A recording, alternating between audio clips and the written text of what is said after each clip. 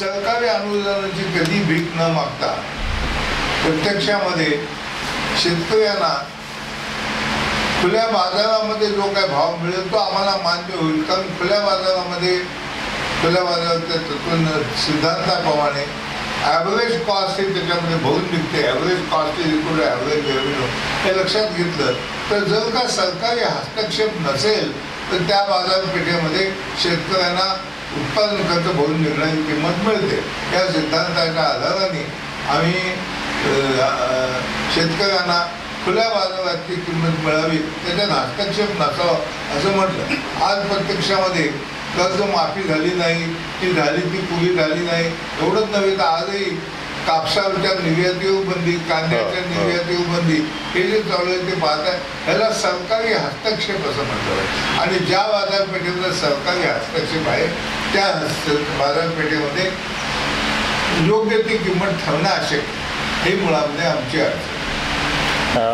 आमची पिढी ही तुमचं अर्थविषयक शेतीविषयक तत्त्वज्ञान वाढत मोठी झाली. मध्यम वर्गापर्यंत तुमचा शेतीचा मुद्दा गेला. तुम्ही भारत आणि इंडिया ही जी पहिल्यांदा एक मांडणी केली तिथपासून ही सगळ्याची सुरुवात होते. मग चांदवडची शिदोरी त्याच्यावरती बराच काळ वैचारिक खाद्य मिळालं.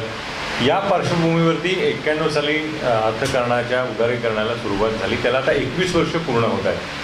हे सगळं बघता हे उदारीकरण आणि एकंदर शेतीचं भलं याची काही सांगड पुढे घातली गेली असं तुम्हाला वाटतं का? उदारीकरणाचा जो गाभा आहे तो केंद्र शासनाने लक्षात घेतलेला नाही, किंवा ज्या नेत्यांना शेतकरी संघटनेचा विचार कधी समजला नव्हता आणि पटला नव्हता त्यांच्या हाती निर्णय करण्याचं ताकद आल्यामुळे त्यांनी जे निर्णय घेतले ते सर्वस्वी चूक असे निर्णय घेतले. बरं, हां, म्हणजे तुमचा या उदारीकरणाच्या प्रक्रियेला उदारीकरण समजलं नाही, कर्जमुक्ती काय समजलं नाही, आणि ज्यांनी कर्जमुक्तीचे निर्णय घेऊन टाकले त्यामुळे झालंय असं की बाजारपेठ ही स्वतंत्र ठेवायची, त्याच्यामध्ये सरकारी हस्तक्षेप ठेवायचा नाही ही कल्पना कोणाही मान्य झाली नाही. त्यामुळे आज असं होतं की करुणानिधीने म्हटलं तर कापसाच्या वरती निर्यात बंदी लादली जाते. शरद पवार त्याला काही करू शकत नाही. पण मग तुमचा या उदारीकरणालाच आक्षेप आहे का की शेतीपुरतं उदारीकरण झालं नाही? उदारीकरण झालं नाही, आणि ते मनमोहन सिंगांच्या पहिल्या बैठकीतही झालं नाही. त्यांच्या 1991 साली जी त्यांनी उदारीकरणाची सुरुवात केली तर उदारीकरण प्रामुख्याने फक्त कारखानदारी आणि फायनान्शियल सर्व्हिसेस यालाच ते मर्यादित राहिलं. शेतकरीपर्यंत ते कधीही आलं नाही.